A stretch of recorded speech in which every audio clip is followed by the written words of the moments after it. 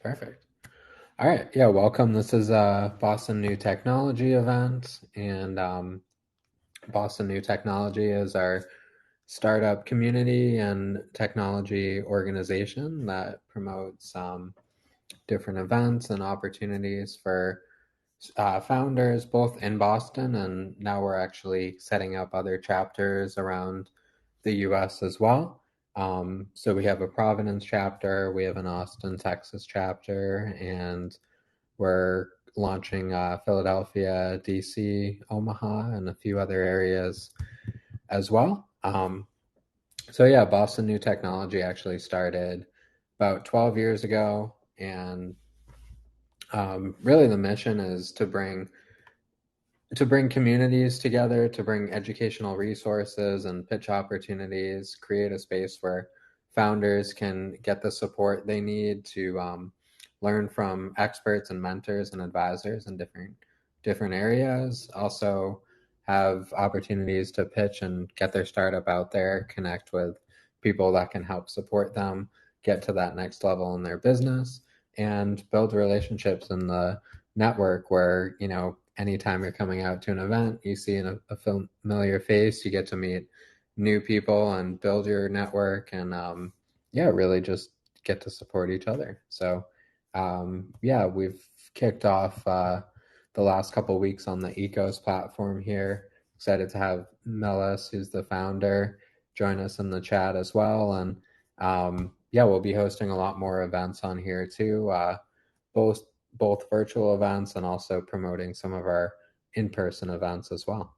So yeah, I had the opportunity to connect with Katherine recently and get to hear her great background and expertise. And yeah, we were talking about different topics, and um, was really excited about this session on did you make up your financial projections, and really came about as a lot of times we see projections kind of, they seem like these mythical numbers, and they're made out of thin air, it seems, but there's a real method to coming up and showing to investors or to anybody else that you're talking with what those numbers should actually look like and how to make them realistic but still exciting. So yeah, Katherine, excited to turn it over to you for the presentation today. And yeah, everyone in the audience, feel free to introduce yourselves in the chat, and also I'll be monitoring for questions along the way as well. Yeah, sounds great. Well, thank you, Jason, so much for that excellent introduction. Nice to meet you all. My name is Katherine. I'll give a bit more of an intro on myself, but let me just pop up the slide deck here just to make sure that we can all see it. Okay. Just want to make sure. Looks to me like I'm sharing my screen, so Yeah, I hope that's that good. is the case. Alrighty, great. So my name is Katherine Silk, like Jason mentioned, and I'm the founder of Strategic Startup Advisors, which, as you might guess, we're startup consultants. And a brief background on me. Before becoming a startup consultant, I graduated from Stanford with a degree in economics as well as a master's in history. So really find both the economic side of things, the quantitative side of things, as well as the qualitative side of things, really quite interesting. Can you all still see the screen that says approaching early stage startup projections? Okay, great. So basically, quick background on me. Like I said, econ degree from Stanford. Also worked in management consulting for a little while. Have a background across different industries, including energy and utilities, healthcare, and technology. But I wasn't passionate about working for really big companies because, as you might imagine, they're sometimes a little bit slower to get things done. And I wanted to be working with founders who are much more fast moving and agile. And I found myself having a lot of conversations with early stage founders and realized that, guys, you're so brilliant with like your technologies with the products that you guys have. So many of these founders had great technology and ideas and were really smart. And I found that I could leverage my consulting experience and economics degree to help people think about some of the more business related aspects, such as financial plans, business plans, and go to market strategy. So today I want to talk to you a little bit about how good financial projections early on can really help you be much more effective in some of your startup endeavors. And so, I've spoken with dozens of founders, and a lot of founders often need help with just some of that big picture thinking and thinking about how to create financial projections. Well, okay, what benefits? Why should you sit here for an hour listening to me when you could be doing a million other things? I hope to be able to give you a few key benefits from this presentation. So I like to think of financial projections as a way to help you as a founder put together all the great pieces of your business's jigsaw puzzle. And by that, I mean your startup probably has a lot of great products. You've done a lot of work building various pieces, and you need a way to unite them. You need a framework in which to think about all of them together. And I'm suggesting that financial projections can help be that uniting force. It's like putting together all the pieces of your jigsaw puzzle when you only have the individual pieces. So that'll benefit you in a few ways. I hope you will waste less time working on things that don't really matter or that are the wrong things for your business to be working on right now.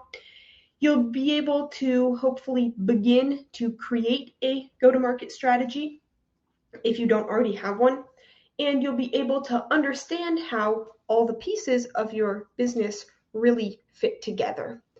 And so today we will discuss a few different things. We're going to talk about how financial projections can help you better understand your opportunity. We're going to discuss why financial projections should be done at the start, and then like adjusted, refined, improved as you progress along your startup journey. We're going to talk a little bit about what kinds of projections to use for different audiences. We're also going to talk a little bit about how to go about market sizing, and we'll run through a couple examples there. And then we'll also talk about feasibility studies, what they are, and why they're important, and we'll run through a couple examples there as well. And by the way, I've really tried to make these slides kind of bare bones, really the opposite of what I learned in consulting, which was throw everything on the slides. I know that for me as a listener, if I'm like listening and trying to read at the same time, I can't do it very effectively, and many scientific studies support this. So basically I'm saying these are very bare slides, but I will have a more full wordy slide deck that I'm offering as a free giveaway at the end. So just so you know, you can definitely take notes on what I'm saying if you want, no pressure. There will be more info than just these slides if you should so desire at the end. So let's get into the meat of things. Well, as Jason referenced at the beginning, it's a pretty legitimate question. Aren't financial projections just a guess? After all, we can't tell the future. We don't know what's going to happen. Isn't it all just making stuff up? Not surprisingly, I'm going to say no. But I will tell you what a venture capitalist whom I met with said. And he said, yes and no. In other words, financial projections are not telling the future. But for venture capitalists and for you, it can be extremely important to understand how the projections were created.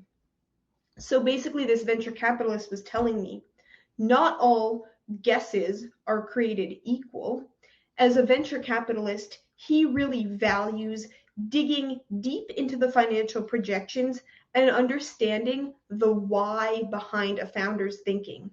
And so financial projections, even though they're not a guide to the future, they're not a prediction of what the future will hold, they can pretty clearly tell you, based on this assumption, and if these few facts hold true, here's an outcome we can expect. So this venture capitalist was telling me that financial projections can really show you the quality and the clarity of a founder's thinking. Um, I heard from another venture capitalist. I was at a Silicon Valley Bank and Fidelity event, and one of the venture capitalists there said that they found it really important that founders be able to clearly articulate their where they've been, where they are currently, and where they're planning to go. And financial projections can really help you understand and thus be able to articulate these key important things about your business.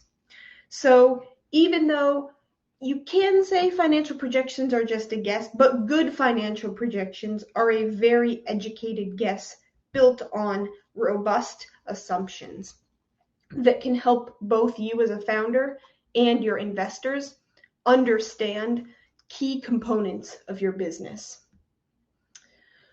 So let's talk about really some of the value add of financial projections. And if anyone wants to suggest in the chat anything, please do feel free.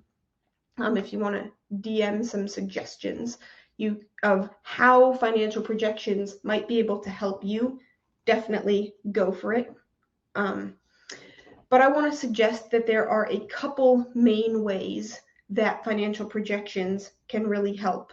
And they can help you generate insights that will benefit you. And the second thing is they can help you generate insights that will benefit your investors, which ultimately, hopefully, will benefit you because it'll hopefully generate some investment in your company if that's what you're targeting. Okay, so let's kind of think about how the projections can help you understand your business, understand your opportunity. Well, there is a lot. I know I'm preaching to the choir here, but there is a lot that goes into building a successful business. And projections can help you understand all those different parts. So they might help you understand, for example, your revenues, your sources of revenue. When you sit down to build your financial projections, you'll have to think about what are all your different sources of revenue. Do you have one product line? Do you have multiple? Do you know what you can charge for that product? How are you planning to charge? Are you doing a freemium model? Will you be charging on a subscription basis? Will it be a one-time purchase? Are you going to be getting recurring revenue? All these are questions that you are going to have to ask yourself, and you're going to have to try to answer when you sit down to build those financial projections. Similarly with costs, you're going to have to understand which costs are fixed costs, which costs are variable costs, which costs are boring costs like insurance or licensing or all those costs that you don't really want to think about, but you might have overlooked. And then you'll get some basic idea of revenues, of costs. And by the way, if you can't answer some of these questions, that'll give you a good next step into, wow, I need to figure out how to begin to answer these questions. Anyway, once you have an idea of revenues and costs, you can begin to think about what might your margins look like. Because you and your investors will probably want to have a pretty good idea of your business's margins. You'll also want to have a good idea of your cash balances, because I'm sure you've heard this before. I'm sure you know this, but if when you're out of cash, you're out of the game. If you can't figure out how to fund your business, whether that's by bootstrapping, by bringing in revenue and using that to fund the next stage of the business, whether that's by raising from investors, if you don't have cash, you can't really be playing in the startup world very effectively. So building a good set of financial projections can help you understand how much runway you have left, and if your goal is to raise, how much time you have before you'll run out of money, and thus, when should you start trying to raise so that you don't run out. understanding, revenue, costs, cash, that can really help you understand or begin to create a market strategy, and understand the number of customers that you're aiming for, the chance that you have of capturing those customers, that type of thing. Um, and all these things play into, required sales, how much, based on how much you're planning to charge, how many customers you think you'll get, how much will you need to sell to reach either target revenues or to be profitable, or to, keep enough cash to stay in the game. And all this information will help you figure out what type of investors you're really targeting. Different investors have different ideas of the margins that they want to see, the kind of growth that they want to see, the revenue that they want to see for a business. And so that lets you potentially make a more informed decision on how you want to fund your startup. And I know I do keep talking about investors. I want to make it clear that not all businesses need to be funded by venture funding. Obviously, there are lots of good businesses where the founder bootstraps or, never needs to raise a huge amount of venture funding. I was at a Silicon Valley Bank event a little while ago, and one of the spokespeople at the event was remarking how lots of great businesses never need venture funding. The founders bootstrap or find some other way, or the business becomes profitable quickly enough. So all that to say, it can be great to raise. There can also be great reasons that you wouldn't necessarily be looking to raise, but having, again, financial projections will help you have a better idea of that. That kind of brings me to the next point, which is that not all businesses are necessarily venture backable. Like I said, there are some great businesses that venture investors would not really necessarily consider because they're looking for something that has a really large total potential market and where this business can capture a significant chunk of that. A lot of them are looking for businesses with really high revenue and high revenue growth, so revenue that'll shoot up and grow quickly, and revenue that has recurring revenue as well. Businesses that have recurring revenue as well, rather than a lot of one-time sales, for example. A lot of these investors are also looking for really rapid growth potential, not only revenue growth, but reaching lots of new customers, onboarding lots of new employees. And finally, a lot of them are looking for a really innovative or cool new idea. And I get that cool is subjective, and that, sometimes there can be fads or headwinds or tailwinds in an industry. But a lot of investors like to see innovation, and a lot of them will, invest specifically with a thesis around a particular industry in mind. Well, creating good financial projections, I mentioned a bunch of reasons why it's helpful for you. It can also be very helpful and very necessary for your investors. It really helps your investors understand, how does this founder think about the company?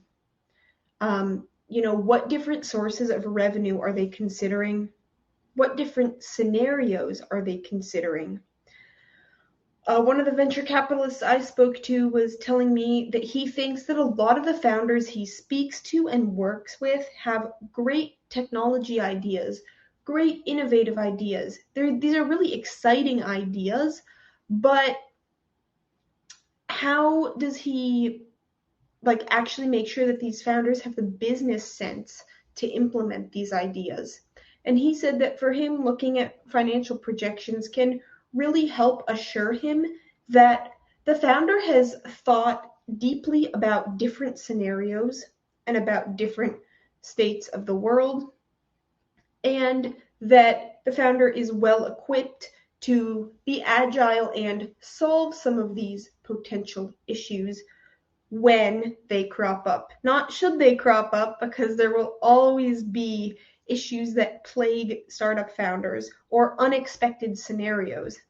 But if the founder has thought about some of these different scenarios, that suggests that they are probably going to be well equipped to deal with them later on. Well, what if you don't have financial projections? That can make it a lot harder to make good decisions about your business. It can make it harder to know if your business idea is even viable, if it's even feasible, if you'll be able to, bring in any type of revenue that you care about or have any type of profit margin that is exciting to you. It'll make it harder to raise funding because you're going to have a harder time articulating your idea and convincing investors that you know what you're talking about. Might make it harder to get traction, to know if you'll have a good chance of getting traction or getting the necessary number of customers that you need to achieve your particular goals. It'll probably make it harder to know what those goals should be or could be or might be. And if you're kind of fuzzy on your goals, it'll make it harder for you to clarify what your next steps should be as you're pursuing this business idea. So kind of tying back to what we talked about at the beginning with the jigsaw puzzles, if you don't have a clear sense of your goals or your next steps, that makes it really hard to ensure that you're not wasting your time, i.e. it makes it much more likely that you will be wasting your time because you're worrying about goals that don't matter or next steps that aren't even in service of any important goal. So all that to say that if you don't have financial projections, that can make it pretty tough to have a clear direction with your business. So when should you create these financial projections, or at least begin to think about them? Not surprisingly, my answer is as soon as you possibly can, just to give you some clarity, understanding, and a big picture focus on your business. And, we talked about this a little earlier, but different financial projections can be used for different audiences. Part of this depends on what you're trying to accomplish. So for you, you might really want to be as realistic as you can at first. And so that might look like modeling different scenarios to get a really realistic sense of different numbers. That might look like really trying to use these projections to identify next steps, whether that's, hey, I need to figure out how much to charge even for my product, or how to market my product. For investors, you're going to want to show much more refined projections, and you're probably going to want to emphasize different things, and that includes growth of your company, growth of your revenue, growth probably of your costs as well as you bring on new people, and most importantly, customer growth. Or not most importantly, but very importantly, customer growth. You want to show that you're going to be able to reach all these different types of people. So I'm not saying that you should give inaccurate projections. I'm not saying that at all. I'm just saying that for investors, you're probably going to want to show much more of a best case scenario. And for yourself, you're probably going to want to look at a lot of scenarios, even unideal scenarios, so that you have the most informed opinion that you can about pursuing this venture.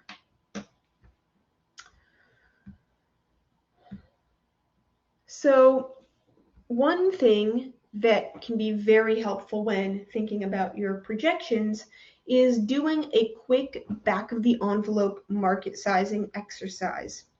Now, if any of you ever did a consulting interview, you probably had to do something like this. You've probably done something like this in different aspects of your life. But I'll just kind of remind some of you who it's maybe been a while since you've done this. But a basic market sizing works by, or one way it can work is by estimating your total addressable market. So, for example, how many people in the US or globally, depending where your market is, but we're going to talk about the US just to make it a little smaller and easier. How many people in the US would potentially be in the market to purchase your solution? That's the first thing you think about. Then you think about what percentage of the market is best suited for that solution as opposed to other products that might be great products but are competitor products or related. And then you try to figure out, okay, what percentage of this market is actually likely to buy your solution? This is an attempt to figure out what your revenues might potentially be. And you can run different scenarios on this to make sure that you're okay with a range of different market sizings. And by you're okay, that's a loose way of saying, if your potential market is very small, do you actually want to be operating in it, or do you want to choose a different business idea? So doing quick back of the envelope market sizings can be very valuable to helping figure that out. Want to walk through a couple of them with you just so that you can better understand what I'm talking about. So I want to tell you about a startup that I worked with called Transcribe Glass. Transcribe Glass is making a really cool product. It's basically a little hardware device that clips onto the side of your glasses, like glasses that you wear on your face. This little hardware device clips onto the side of them and projects subtitles in your field of vision. So if you've ever used closed captioning on like YouTube videos or Google Meets or Microsoft Teams, for example, and read those closed captions and found them useful, Transcribe Glass does that for everything in your life. And the way their business model works is you pay upfront for the hardware device, but then you also pay a monthly subscription fee for the app that will do the, listening and recording, or not recording, the listening for the subtitles and then transcribing them to the hardware. You pay monthly for that app. So the business has both a upfront revenue that they get when you purchase the hardware, but it also has recurring revenues when you purchase or when you pay for the app each month. And in this back of the envelope, I really want to simplify things and just talk about the recurring revenues that Transcribe Glass may get should they reach their market. Okay, so let's think about the total accessible market. Anyone who might be in the market for these glasses or this hardware device that clips onto glasses. So the audience or the target audience, the target market is really people who are hard of hearing or have trouble hearing. They don't have to be fully deaf. They can just prefer subtitles and be willing to pay for them.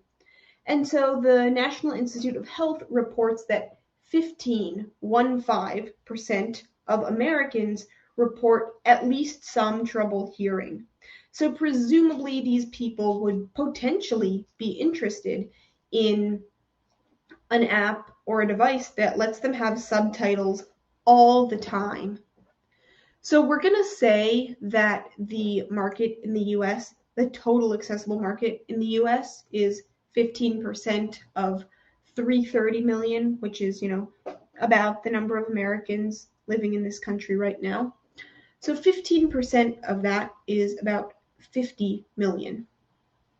And so we take that number and let's forget about the upfront cost. we're just going to think about the revenue that Transcribed Glass will charge per month. Sorry, the subscription fee that they'll charge per month as the revenue. So Transcribed Glass is targeting fees of about $13 per month, per user per month. So let's assume that they could get 1% of that total accessible market, and 1% of that 50 million would be 500,000. Let's assume again that they can charge these people $13 per month and that they can do that 12 months out of the year. That yields an estimate of yearly revenue from the subscription portion of the app for $78 million per year.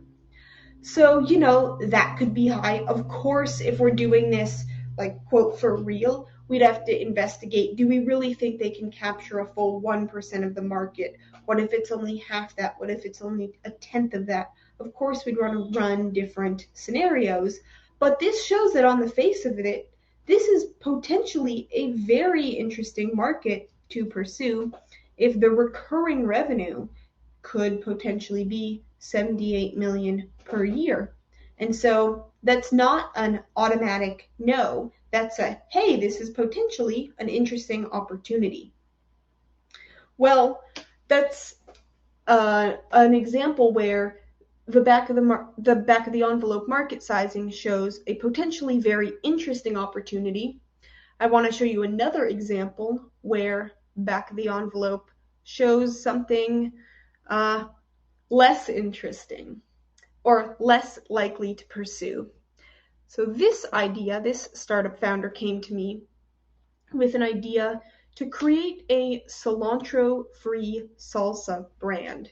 And she came to me and was telling me how much she hates cilantro and it tastes like soap, and so many of her friends agree.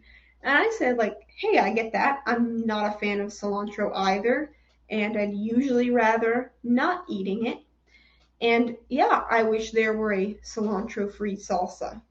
But just because I want it doesn't mean it's a viable business idea. Like, let's think about how the numbers on this might actually look. So we sat down and did a quick back of the envelope market sizing. Now, there's a few different ways we could have done it. We could have tried to do a bottoms up market sizing, an estimate of how many salsa eaters there are in the US, and then how many of those would be likely to buy cilantro-free salsa. We could have then multiplied that number of estimated salsa eaters by number of jars that they would buy per year, multiplied that number of jars by price per jar. And so we could, and we did do that kind of estimate. But then at the end of the day, we checked our work by finding estimates that had already been conducted in a much more rigorous way. And we found that our estimate had actually way overshot the data that was available about the market for salsa in the US. So something called IBIS World, they conducted an estimate that said that the market for salsa in the US is about 1 billion US dollars per year. And other sources told us that about 15% of consumers in the US report not enjoying cilantro. Now, it's unclear whether that means they really hate it and they'll never eat it, or they just prefer products without it. But we're going to assume for this purpose, because, quick and dirty back of the envelope, that 15% of people dislike cilantro so much that they'd rather have a cilantro-free product than a cilantro-containing product. So anyway, that leads us to calculate 15% of 1 billion, which was 150 million. So that we're saying, let's assume that the total accessible market in the US for this cilantro-free salsa is potentially $150 million. Now, we decided to think about, okay, what would the gross margins on that be? Like, because we're trying to get an estimate of our potential profitability. And it turns out that the gross margins in the packaged food industry are generally about 30%. We're going to assume that it's similar for salsa. And so, assuming that, we had total gross margins of about 30% of this 150 million, or about 45 million of gross margins. Again, that's like profitability, more or less. And so if we could capture 5% of that entire market and maintain those same margins, that's only profits of about 2.25 million per year. And again, 5% is a very generous estimate. It's likely to be a lot lower than that. But the point of this example is to show you that, or to demonstrate that even with some fairly generous assumptions, this did not look like a super captivating business idea. Um,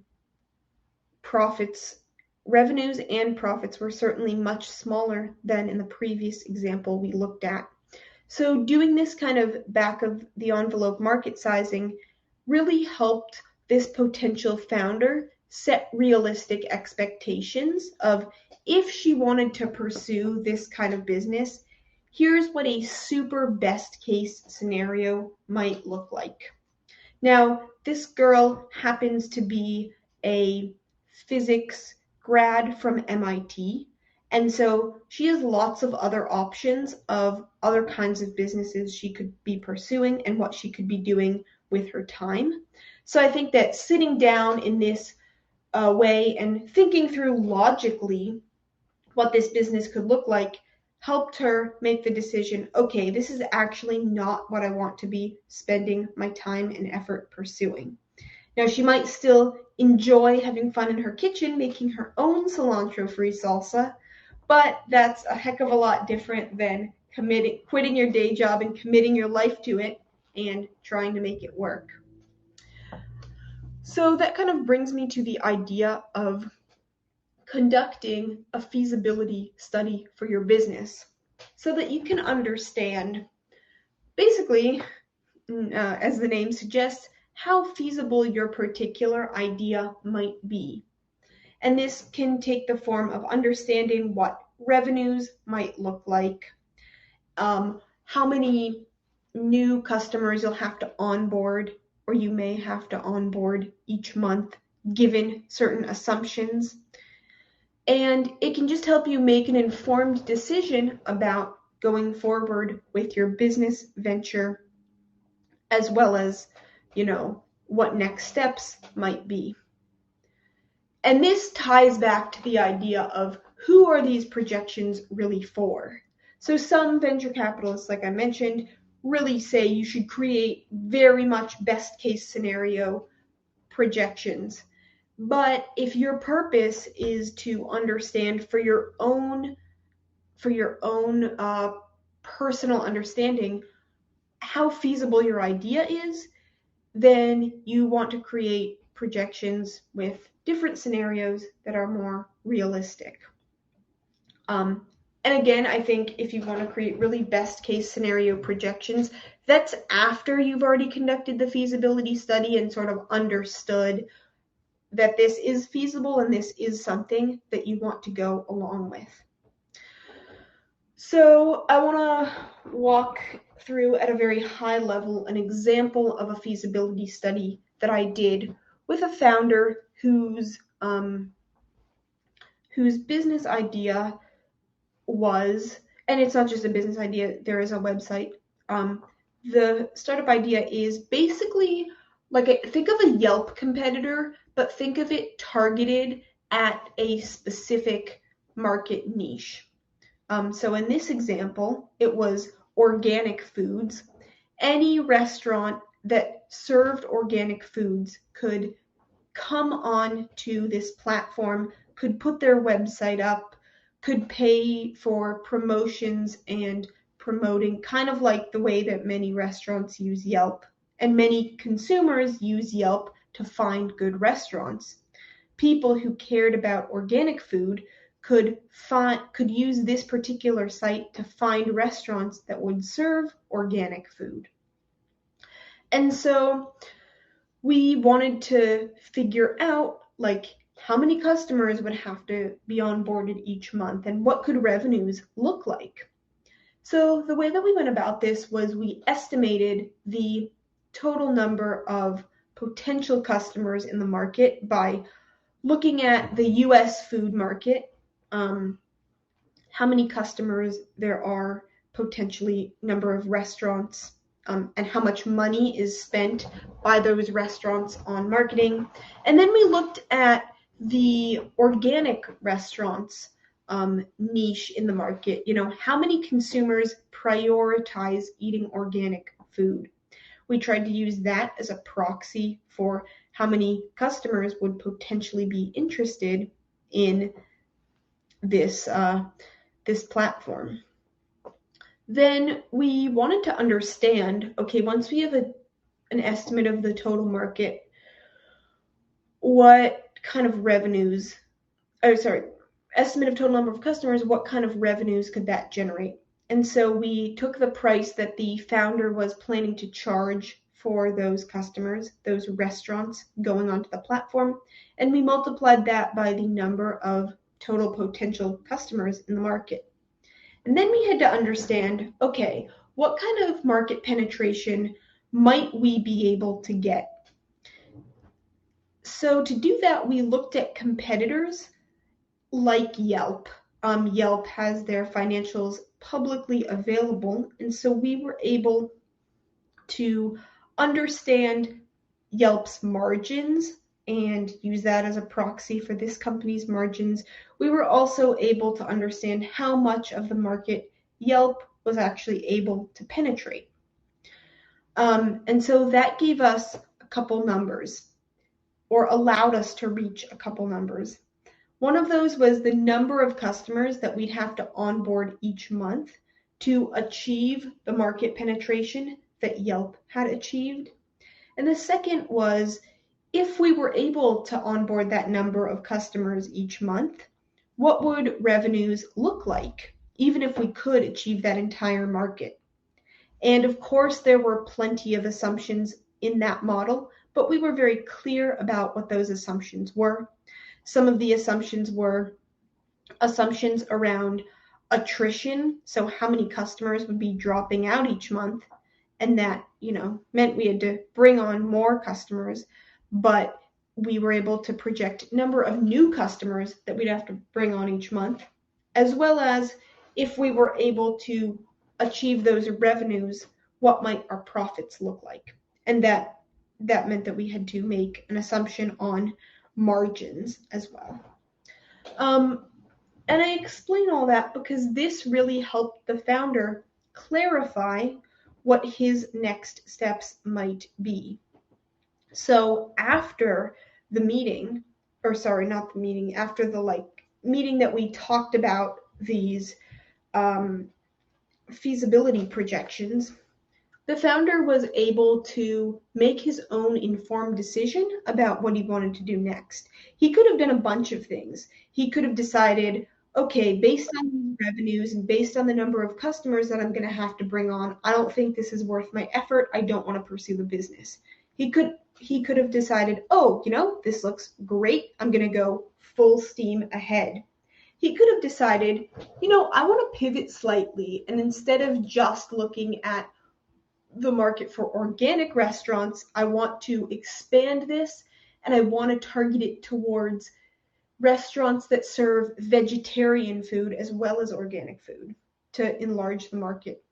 Or he could have said, I'm going to stick with my idea, but I'm not going to go full steam ahead. I'm not going to quit my day job. I'm going to create a careful go-to-market strategy, and I'm going to iterate on that to see how hard it is to bring on that number of customers that I want to bring on, and to see if this is really an idea worth pursuing.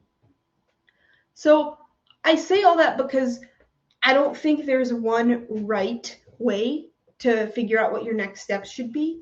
But having done a feasibility study like this really helps you be aware of what your different options are and what some of the difficulties and some of the benefits associated with each option might really be. I want to quickly talk about one more feasibility study that I did with a founder. And this was a feasibility study for digital real estate. I'm not making that up. I will explain what I mean. I was quite surprised when I first heard about this, but it turns out that there is what's called digital real estate in the metaverse. I don't know if any of you guys have played around with the metaverse at all. I suspect that some of you have. And basically, a lot of or not restaurants, but some restaurants, some consumer brands, many different brands that offer different types of consumer or business goods are starting to market in the metaverse as well. So this particular founder wanted to help businesses market in the metaverse. Now, as you can imagine, that's a little bit difficult to really wrap your arms around because this kind of thing is just at the start of being pursued. So we really have to be mindful about our assumptions and our different thoughts going into this. But here's where it can really come in handy to be very clear about your assumptions so that you're not just throwing paint at the wall and seeing what sticks or just making up numbers out of thin air. In fact, we went about this in the following manner. So we decided to understand what the total revenue in the B2B business to business space for technology and professional services was. And that's because the founder really wanted to target B2B technology and B2B professional services as the audience for this digital real estate. So we estimated and then checked and found that revenues in the B2B space for technology are estimated to be at about 135 billion per year, and that for professional services they're estimated to be about 29 billion, so significantly smaller per year. And then we had to think, okay, here are the total revenues, but what percentage of that total revenue is spent on marketing? Because, we're offering a marketing offering. So to estimate our total potential market size, it was really important to know what do B2B tech and B2B professional services spend on marketing. Looking at various different studies and various different companies, we found that that was about 25% for B2B tech and about 10% for B2B professional services. And then, multiplying 25% times total revenue for B2B tech plus 10% times total revenue for B2B professional services, we were able to get an estimate that total marketing spend is about 36 billion per year for this B2B tech plus professional services industries combined. Okay, great. So we have this number of 36 billion, but what does that even tell us? How do we figure out what percentage might feasibly be allocated to marketing in the metaverse? And here's where things become tricky, and here's where different scenario analysis really plays in. It's really tough to say, in the past, companies have spent X% of their budgeting on marketing in the metaverse, because in most cases that's zero because marketing in the metaverse is extremely new. But we were basically able to make different assumptions and see, okay, let's say that companies choose to spend 1/10 of 1% on their marketing in the metaverse. That would imply that 1/10 of 1% of that 36 billion let's assume that companies total are spending about 36 million per year on marketing in the metaverse. And if that seems high, then you can say, what if they spend less than 1/10 of 1% of their budget? But just going with that 36 million per year for now, we assumed that each customer, and this was what the founder was planning to charge, each customer 300 per month for this digital real estate, which equates to 3,600 per year. And so that 36 million, again, the total amount that we're saying is spent on marketing in the metaverse per year, divided by 3,600 per year for each customer, implies that we need 10,000 customers per year to be capturing that 1/10 of 1% of the market. That worked out to about $370 per month once we accounted for an attrition rate of 25%.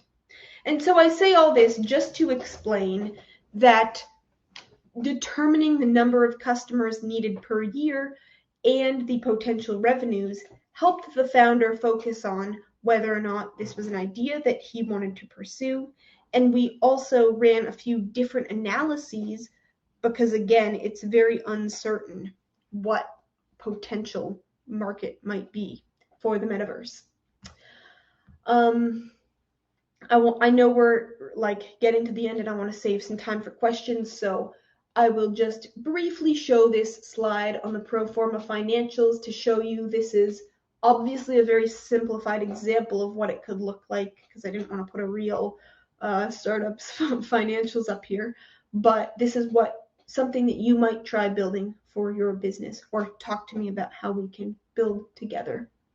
And before you go about building that, you're going to want to ask yourself some questions so that you can really hone in on some of your long-term goals and visions.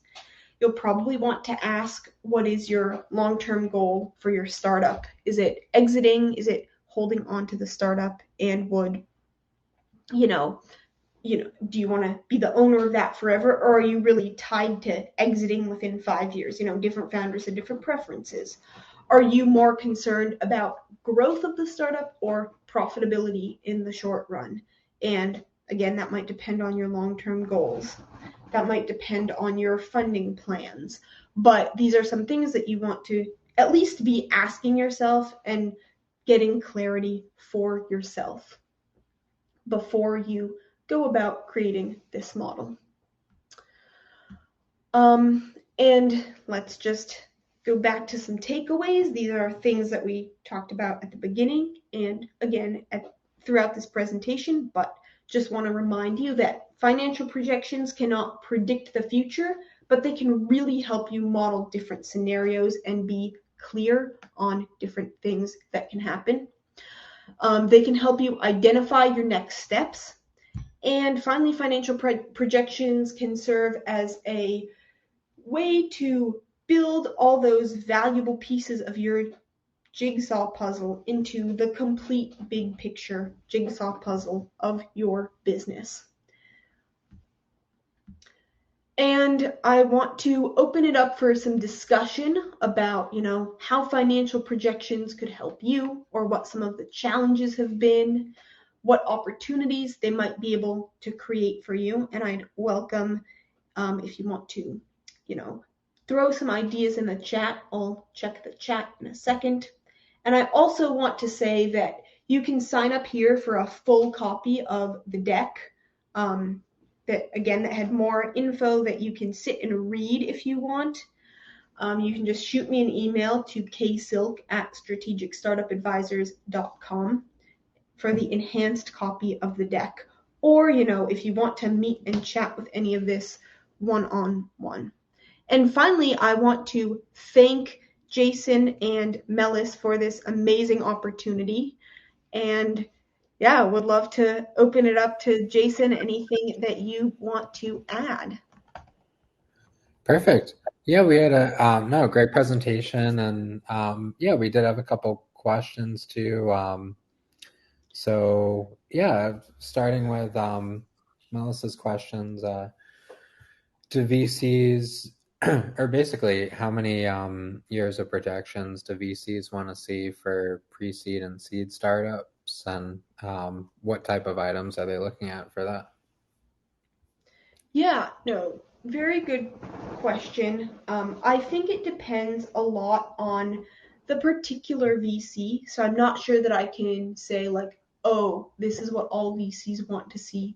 But a lot of the founders I work with, we try to model like about 3 to 5 years in the future, just to give, again, with the understanding that the state of the world is going to change a lot in that time, but being thoughtful about how the business can really mature in 3 to 5 years can be really valuable for VCs who are looking to, fund and then see returns within a fairly short timeline. Perfect. And then, yeah, I guess, the last question would be on if there's scenarios where you'd have two versions of your deck. It could be for, having multiple potential amounts that you're fundraising or other scenarios. Have you seen or worked with that model before? Two different versions of a deck. Like what Oh, I would say sorry, two is different versions of projections. If, say, um, you're raising 500,000 now, and then you might be raising 1.5 million, or you might be raising 3 million on the next round. Would you create two different scenarios for that? if you're using like, hey, I have whatever number, like 1 million. This is what I could use, and this is what I could use to fund it. Like I could fund my business with this million and achieve growth of this. But if I had 2 million, I could do not only twice as well, but 10 times as well, for example, because then I could afford these extra things. So yeah, it's very legit to say if I have this much, here's what I can do. But if I have even more, then I can achieve bigger things based off these assumptions. And here's why I hold these assumptions. Perfect. Yeah. No, So appreciate it's that. important that it's not just like magical wizardry of pulling numbers out of a hat. It's like, hey, no, here, based off these things, this is why I'm telling you that. Yeah. Oh, great advice, and yeah, great questions and feedback in the chat. And we are gonna put the recording up on our Boston New Technology YouTube channel for anybody to go back and watch again. And then, yeah, Catherine also put her email in the chat as well. So yeah, really appreciate everything. And if you have any questions for me on our upcoming events, or for Catherine on everything she shared, definitely feel free to reach out. And thanks Yeah. again for a great presentation. Thank you again, Jason, for the opportunity. And I look forward to hearing from many of you. Perfect. Thanks, everyone. And yeah, looking forward to connecting with all of you. All right. Bye bye.